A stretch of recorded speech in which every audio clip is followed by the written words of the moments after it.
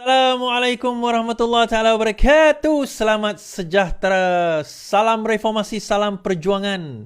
Salam pasik, salam kekal tegang kepada geng-geng yang berada di menonton saya dan mengintai saya daripada jauh. Kan, yang tak masuk dalam ni mungkin mengintai daripada jauh. Tolong share tuan-tuan. 830 orang mata memandang, 2-3 orang je share.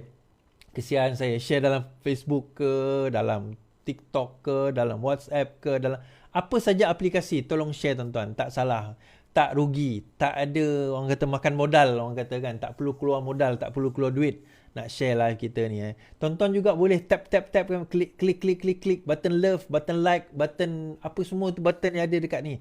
Bila kita klik, kita like, itu kaedah untuk kita nak bagi tahu bahawa live itu aktif. Sebenarnya. Jadi lebih ramai orang melihat. Kadang-kadang orang bertanya pada saya, macam mana Iswardi saya nak membantu live Iswardi ni? Tak perlu bantu banyak. Macam saya kata tadi, share, like, subscribe. Lepas tu tap love, tap like, komen. Kan? Komen-komen yang baik, yang membina. Kalau komen-komen yang tak baik, yang membina pun silakanlah. Dosa tanggung sendiri. Saya tak tanggung dosa orang kan. So masing-masing punya hal lah. Kan? Sila pertimbangkan untuk tekan butang subscribe, like, komen dan share. Serta aktifkan lonceng notifikasi anda agar tidak ketinggalan dengan video-video terbaru dari channel ini. Tak suka. Ini saya ada buat video pasal benda ni. Saya pergi melawat tapak projek tersebut di Langkawi. Ni tahun 2021. Widat atau Langkah Suka adalah projek ambil alih. Tambakan laut yang bakal dilaksanakan di Langkawi sudah mempunyai EIA, Environmental Impact Assessment atau laporan impak alam sekitar. Berikutan ia adalah projek yang diambil alih daripada syarikat terdahulu. Perancangan ini telah berlangsung sebanyak 20 tahun namun syarikat terbabit gagal melaksanakannya. Okey, tak ada masalah. Widat Business baru-baru ini mengemukakan permohonan bagi menyambung projek ini. Kan? Lepas itu, mereka boleh memohon merancang pembangunan dan jika saiz kawasan dibangun lebih besar, mereka perlu mengemukakan EIA terlebih dahulu. Now, dalam kes Langkah Suka ni tuan-tuan, Widat dia kena menambah 90%. Dia kena menambah 90% tanah. Apa orang kata? Di dalam 90%. Dia kena tambah 90%.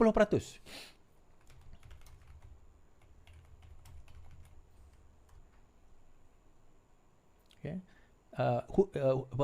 Dia panggil laut tersebut bagi tujuan pembangunan. Tetapi apabila saya melawat last time, saya pernah tunjuk kat dalam live saya, dia sekadar sekarang ini hanya ada signboard.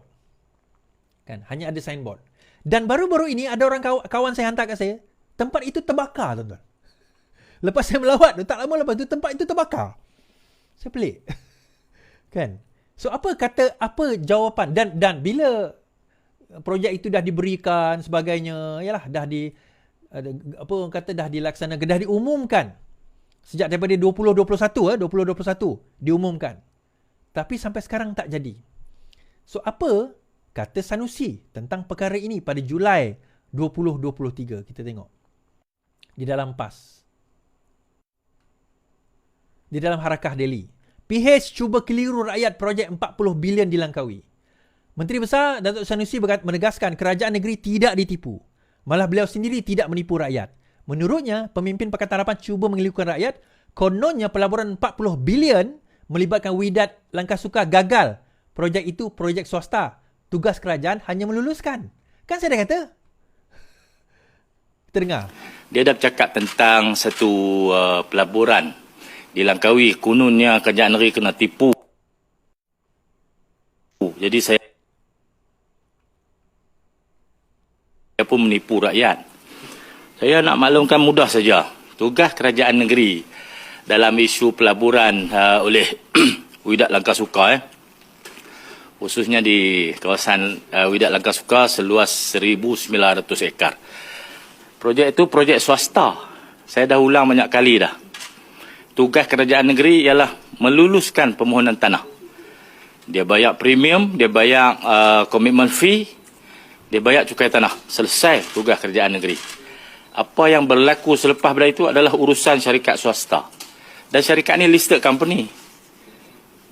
Widat Group ni listed company, bukan cokiang punya. bukan base di Kedah. Syarikat tu bukan kerajaan negeri punya. Syarikat tu syarikat swasta, listed company, base di KL. Masa dia mohon tanah, kita tengok rancangan dia, rancangan pelaburan dia. Pada masa itu, BPN dan kerajaan negeri yakin kemampuan dia. Dan kita bagi syarat. Dia kena bayar premium tu.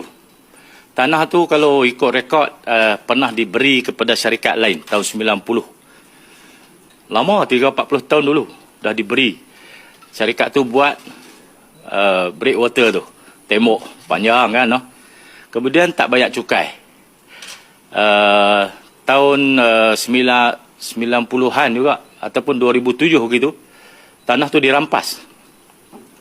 Dirampas kepada syarikat tu kerana syarikat tu tak bayar cukai.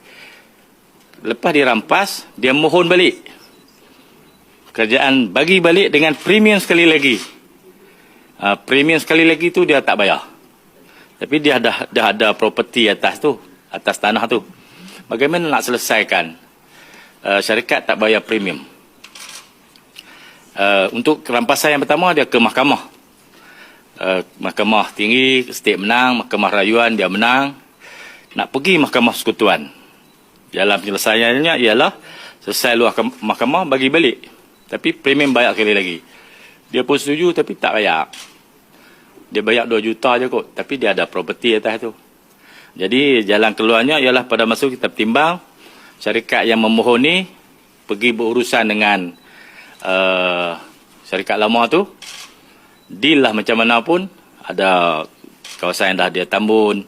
Kemudian breakwater. Kemudian ada hotel tepi tu. Urusan tu urusan perniagaan. Mereka bincang lah. Saya tak pasti. Tapi saya dipahamkan melibatkan pembayaran lah kepada pemilik asal tu. Ratus-ratus juta juga lah. Jadi kerajaan negeri tak ada tanggungan apa. Dia bayar premium, dia bayar cukai tanah. Jadi tiap-tiap tahun dia bayar lah cukai tanah tu. Jadi bukan ada kerugian apa. Yang mengumumkan jumlah pelaburan syarikat tu 40 bilion dalam tempoh 15 tahun. Bukan umum hari ni esok dia main duit 40 bilion. Dah. Dalam tempoh 15 tahun, dia akan bangunkan projek yang GDP dia 40 bilion. Itu urusan dia. Okey. Dia bukan GDP, GDV. Gross Development Value dia 40 bilion. Okey. Kita tak menafikan. Saya pun dah dengar tadi. Kita tak menafikan itu adalah urusan dia. Urusan maksudnya urusan syarikat tersebut. Tetapi kalau tuan-tuan dengar awal tadi dia kata, kami telah menilai permohonan syarikat ini, kami telah menilai syarikat ini. So, bila dia telah menilai, kita kena faham bahawa kerajaan negeri, dia serahkan tanah itu, dia bayar premium. Kita kena dengar perkataan tadi, dia bayar premium. Dia bukan syarikat itu beli tanah. Okay? Dia bayar premium di atas tanah, bukan beli tanah. Bermakna, kalau dia kata, ini correct me if I'm wrong on this, dia tidak ada, kerajaan negeri tak ada kerugian apa-apa. Soalan kita, adakah tanah itu dibeli oleh Widat Langkah Sukar tersebut daripada kerajaan negeri? Dengan 90% tambakan itu dibayar dengan harga dan bukannya dengan premium. Di dua benda berbeza, tuan-tuan. Contohlah, kita ada satu tanah 100 ekar kita nak bangunkan. Kemudian nak bangunkan tanah itu, kita beli tanah tersebut daripada kerajaan negeri, kita beli, kerajaan negeri jual. Bermakna bila dah jual, kerajaan negeri dapat sejumlah wang 100 ekar tersebut, itu urusan syarikat itu untuk nak bangunkan macam mana. So kerajaan negeri tak rugi sebab apa? Dah dapat duit 100 ekar tadi tu. Dah dapat duit nilaian 100 ekar. Yang ni 1000 ekar tuan-tuan, 1100 ekar. Soalan kita, adakah kerajaan negeri menjual 1100 ekar itu ataupun kerajaan memajakkan dan dapat premium semata-mata? Dia dua benda berbeza tuan-tuan. Kalau dia pajakkan, kerajaan negeri tak jual. Pajakkan maksudnya dia hanya sekadar bayar premium. Dia dipanggil JV, kerajaan negeri bagi tanah, developer bangunkan projek. Dapat untung nanti bagi. Jadi di sini dia tak clear. Kalau sekiranya Sanusi kata tadi bahawa 1000 ekar ini dengan laut-laut itu yang nak ditambak, kami dah jual kepada syarikat tersebut dengan nilaian katakanlah 100 juta, 300 juta, whatever lah. nilaian tanah itu dan kerajaan negeri dah dapat duit. Lepas itu terpulang kepada syarikat itu untuk membangunkan. Betul. Yang itu correct. Tapi bila dia kata hanya sekadar membayar premium, soalan kita yang bermain di kepala kita adalah, adakah itu JV di antara Wydad dan juga kerajaan negeri? Sebab dia hanya sekadar bayar premium. Dia lain daripada kalau dijual. So, bila dibayar premium, bermakna ada kemungkinan itu adalah JV. Kerajaan negeri sediakan tanah. Sebab kos dia pada tanah itu tak ada. Kecuali bayar premium. Bayar premium ni tak mahal. Dia tak sama macam kita beli tanah. Contoh, saya dulu pernah deal kan. Premium saya tanah itu 5 ekar, 30,000. Kalau saya beli nilai tanah tu 2 juta. Saya bayar premium 30,000. Bukan saya lah. Itu contoh transaksi yang pernah berlaku pada saya dahulu. So sekarang ini sebenarnya Sanusi dia tak transparent tau. Dia kata kerajaan negeri tak rugi apa-apa. Bila itu tak dijual, itu adalah JV kemungkinan.